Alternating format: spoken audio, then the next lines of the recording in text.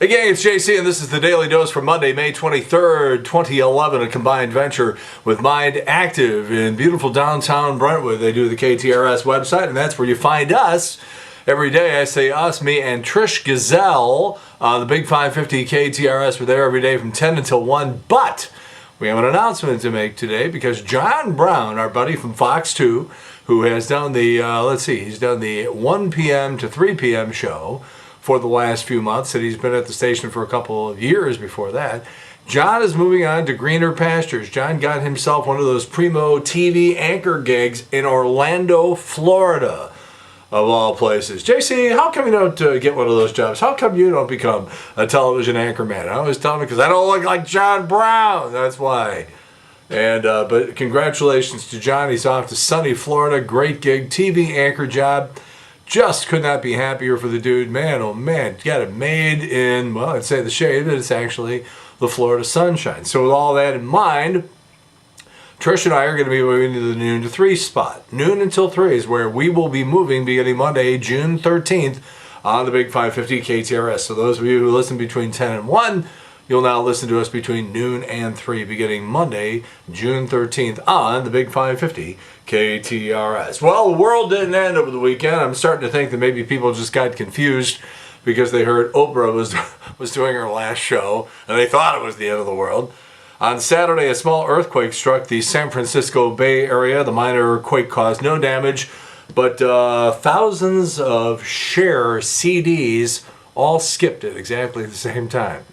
And researchers say that spreading gossip may be a vital part of human social interaction. But you didn't hear that from me, okay?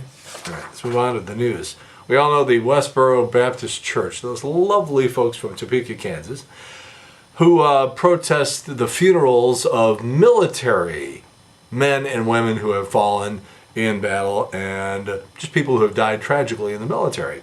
So Lisa Lampanelli, the stand-up comedian who I'm not crazy about, I just became a lot crazier about her because this is really funny. She has to do a gig in Topeka, Kansas.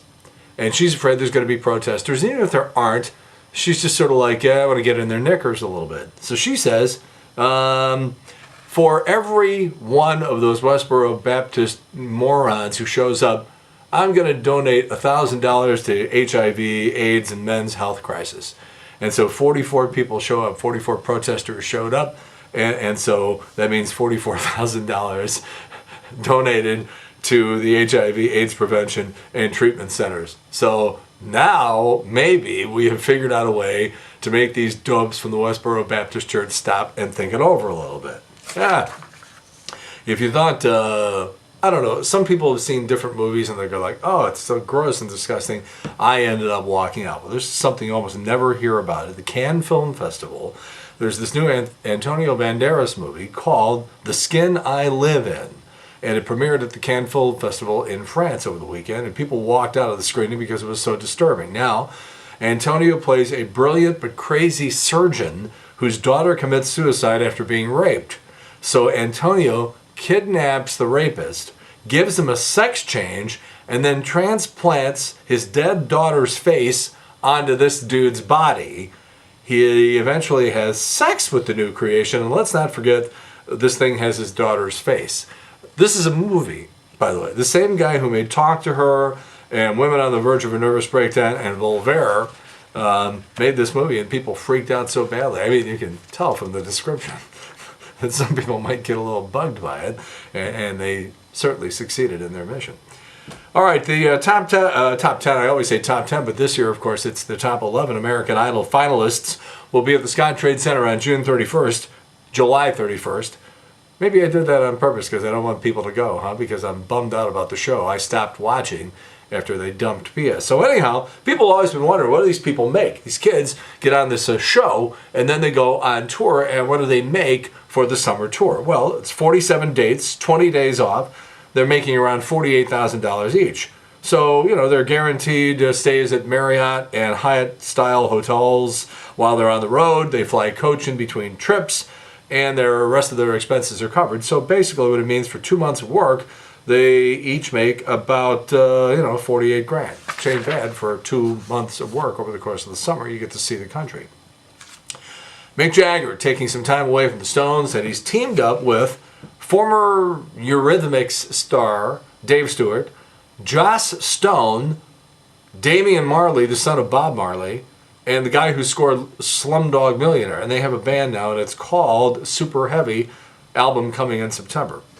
Jesse James. Okay, you would think that maybe this guy has just figured, maybe it'd be a good idea if I just fade out of sight for a little while. This has been a really bad public relations nightmare. But no. A couple of weeks ago, he started saying, Sandra wasn't that great, and she was always telling me how great I was. She'd go and accept an award and in front of the crowd tell everybody how I was this great guy, but she didn't really mean it and all that. And people are like, are you nuts? I mean, are things bad enough for you? Haven't you done enough stupid things? Haven't you done enough bad mistakes? Well, now, Jesse James, you may know that his ex-wife was Janine Lindemulder. She's a porn star. And she says that Jesse admitted to her immediately after he married Sandra Bullock that he had made a mistake. And the hits just keep on coming.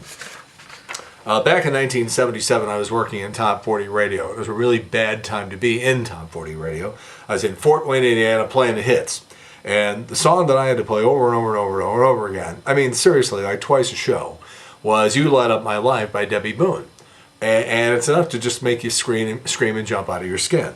Well, now we hear that the guy who wrote that song, a guy by the name of Joseph Brooks, professional songwriter, committed suicide over the weekend by placing a plastic bag over his head and filling it with helium. So he not only committed suicide, but he had that really high, squeaky voice when he was yelling, maybe I made a mistake. And now on top, he was 73 years old. And by the way, his son is 25 years old, and he's awaiting trial for the murder of his girlfriend. So for all that bad karma that was generated in 1977 with Debbie Boone, this is the karma credit payback plan. Somebody put together a list of the 10 worst sequels of all time. Of course, we have summer just around the corner here. And of course, you would assume that the Blues Brothers 2000 would make it. Star Wars Episode 1, Staying Alive, Jaws 3, Sex and the City 2. And I'll make it even easier for you than that. If you look at a movie title and it has a little number or a Roman numeral at the end of the title and it isn't The Godfather 2, then the movie stinks. Okay, so that just made it a lot easier for you.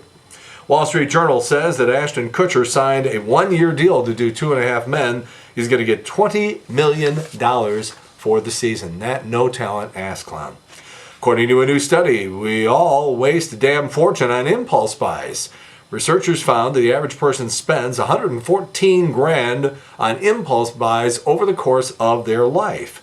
The 10 most common impulse buys: food, clothing, magazines, wine, books, DVDs, shoes, trips, beer, and toiletries. In the bottom, or not the next 10, not the bottom 10, but the next 10, home furnishings, music, clothes for the kids, jewelry, accessories, gadgets, garden accessories, flowers, toys, and day trips. 2 engineers in South Korea have developed a new computer. And basically what this is supposed to do is, if your kid is surfing the net and watching porn, this software that you put into your computer or your kid's computer can detect sex noises and moans of passion. And when it hears these things, when it detects these things, it shuts down the kid's computer, which he will probably spend about 20 seconds figuring a way around. Newt Gingrich's cell phone goes off during Face the Nation with Bob Schieffer yesterday. And not only is that embarrassing enough, but it plays Dancing Queen by ABBA as the ringtone. Georgetown University hands out their commencement programs over the weekend, and university is misspelled. And of course, we're all still here.